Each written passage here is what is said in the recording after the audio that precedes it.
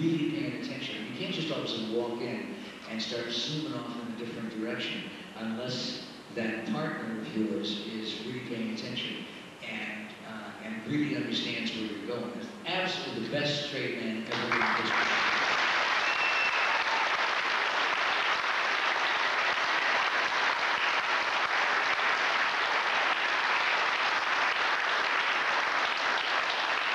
Although the prompter operator wasn't having a very good time. Yes, sir. Is there a town in Arizona that you didn't go to? Can you remember any part of Arizona that we didn't visit? We didn't go. I think we went a couple of times to parts of Tucson because they had their own agreement to keep Phoenix television out. One time, Legend City sent us down there to do a show at a county fair in Tucson. Nobody knew who we were. We went ahead and did the show anyway. By the end, they were trying to get up on the stage to attack it.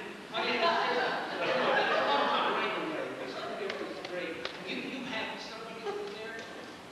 Yes, it's funny you mentioned Legend City. When I was a small kid, about 6 years old in the late 60s, I truly believed you and Ladmo and Joe lived there. My question is, could it ever be possible for an amusement park like Legend City to be built in the state again? And in today's inflationary dollar, what do you think it would go for? I heard Pat on Business Man. I think the biggest problem we've always had in amusement parks, particularly with the competitive theme parks that you have to have these days, that summertime, when kids are out of school, they're not allowed out of the house because they become briquettes out on the side. And so it's very, very difficult to then take summer out of the equation. The rest of the year, would be terrific, particularly with the way the city is run. I think it probably will be, but my understanding is that the investment people who regularly look at the Valley, because it's one of the few cities this size that doesn't have a theme park, they regularly skip over because simply vacation time for most people in the rest of the country is let's stay indoors and watch the Wallace Ladmo. Good point. Thank you. Yes, ma'am. Hi. If I'm not mistaken, did Marshall Good have a horse at one time? That's Meredith. Meredith Whitewater, it was a plastic horse on wheels because Marshall Good couldn't get enough money to feed himself, much less the horse. And do you know the significance of the name Meredith? See, this is Wallace's major statements against management, or this is the way he used to get. Yeah, that's right. It was the origin of the Grudgemeyer character and all those things. Wallace had great respect for the people who allowed the show to be on the air because they really did give us an enormous amount of freedom. Either that or they just threw their hands up in despair. But the show could not have gone on with the kind of material that we did unless they gave us a lot of freedom. But every once in a while, he would just get a little shot at management. And Meredith is the name of the corporate organization that owned Channel 5. Yeah, Better Homes and Gardens magazine, Meredith Broadcasting, it was this huge corporate entity. And it was Marshall Good's horse, Meredith, or at least part of the horse. I'm not sure.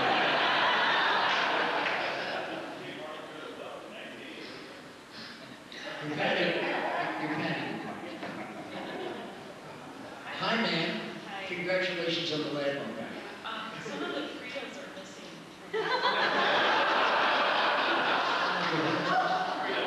Oh, some of the Fritos. Look for this man here. Beady eyes and a weak chin. Obviously criminal tendencies. Well, a lot of the Ladmo bag is missing if you'll notice the difference in the size from the original Ladmo bags. Yes, that's the size of the Ladmo bag back there that used to be, but Wallace contends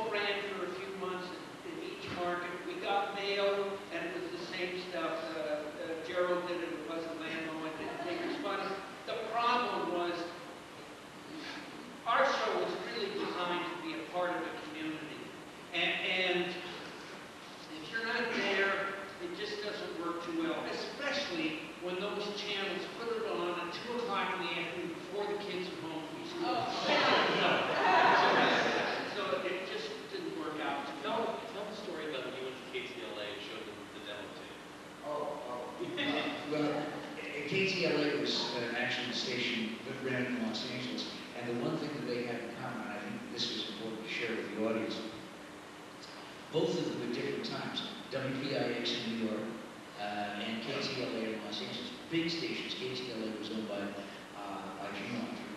And in both cases, the show went on, and the mail was terrific, and the response was great, in spite of the time that it was on, the time of day that it was on. But in both cases, the management would call us or write to us and say, could you make Gerald a little less nasty? Could you do Super B a little less political? And here's New York and Los Angeles, the two largest markets in the country, not as hip as Phoenix was.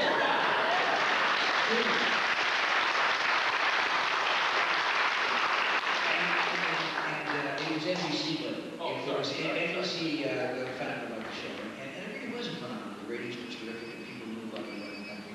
NBC called, Wall put together a tape, said go over to NBC in Burbank and show them, see if they're interested. And so I was in a viewing room with 3 or 4 of the management people, vice president in charge of children's programming and so on, and they were falling down. I mean, it was one of the great experiences of my life. People who had never seen the show, and they're laughing and they're poking one another, and it was just this great response. And I'm counting the money up. I'm thinking, well, let me see, we could do the show in Phoenix and fly over the weekends and do this and that. And I got my whole plan and where the kids were going to go to college. And they watched the demo tape and said, it was one of the funniest kid shows I've ever seen in my life, and I wouldn't touch it with a fork. And I said, why, if you liked it? He said, do you have any idea how much trouble you would cause with our audience? He said, I have to pass the Smurfs, pass a committee. There's church people, and PTA people, and all the, and that's the way that the network works. And they said, thank you very much, would love to have it, but it would never go on the air here. It's just too hip. We should have been ashamed of ourselves.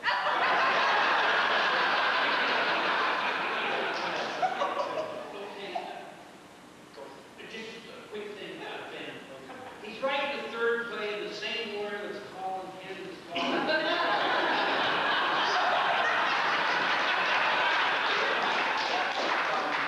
At the time that was happening, I was going steady with Carrie, Anne's sister, Bill's firstborn. Yeah, Carrie was singing on the show, which is how I got inducted into being Ladmo's Monster a couple of times on the road. But anyway, Carrie said to me in the 8th grade, oh, you know what, we might move to New York, we might move to LA, this is such a bummer, my girlfriend's gonna leave, and then I got the news you guys were staying, I was so happy, this was great. It was a blessing to us, and the Legend City story reminds me of something too. When the Beatles album came out, National Mystery Tour, I thought they copied Michael Bublé.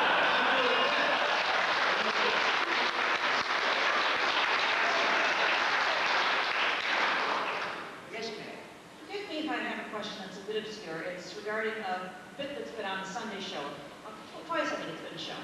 It's very brief, where it's just Captain Supers looking at the camera in a high-pitched voice, doo-doo-doo, and you can see Wallace running for cover in the background, and I am dying to know what the context of that is.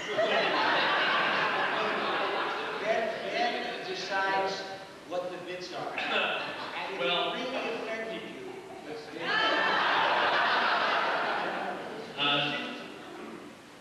I believe what that is you're making fun of one of those television record offers.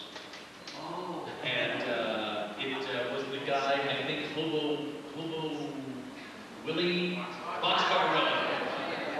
I think that's what you were referencing. And I can't go. And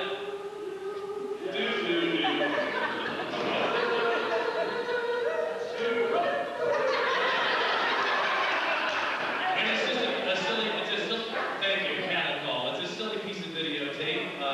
And I've got a lot of messages pleading to get the Gerald gagging clip off of the show.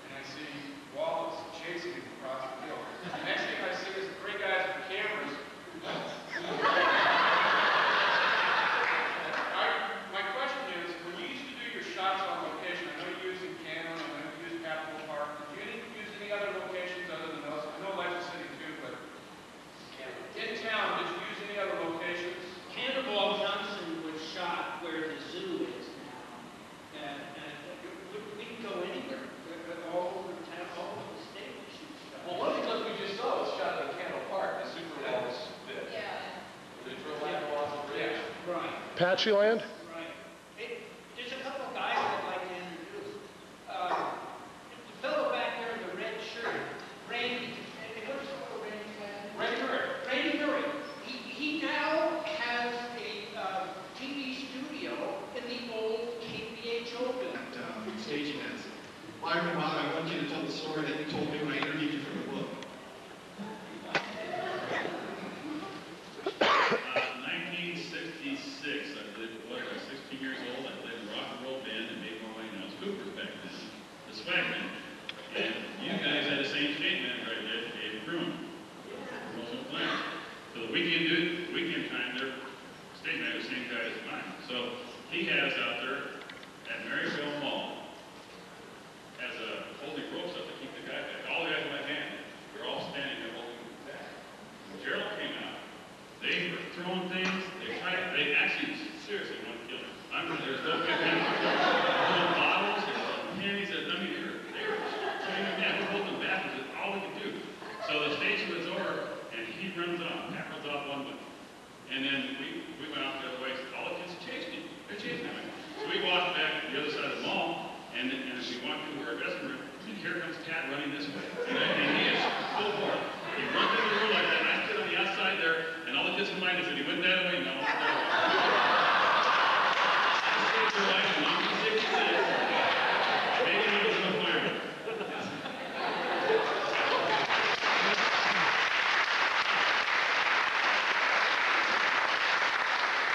Whenever we did a personal appearance, there was an agreement, one of the things in the contract which I found was you will have security police around Jeremy at all times. And when you went to a show, if somebody that just moved into the neighborhood had never seen the show before, and I'm in my Gerald outfit, and I'm waiting to go out on the stage, and I'm trying to explain to the big huskies that they had around me that we're going to make this beeline for the stage. And you always had some adult going, yeah, right. I mean, these are little kids. What possibly I explained that's how Gerald got to be a soprano when he was singing. And then all of a sudden, they came out of the audience and saw Lord of the Flies live. Before, listen, I know we have the auction. Yep.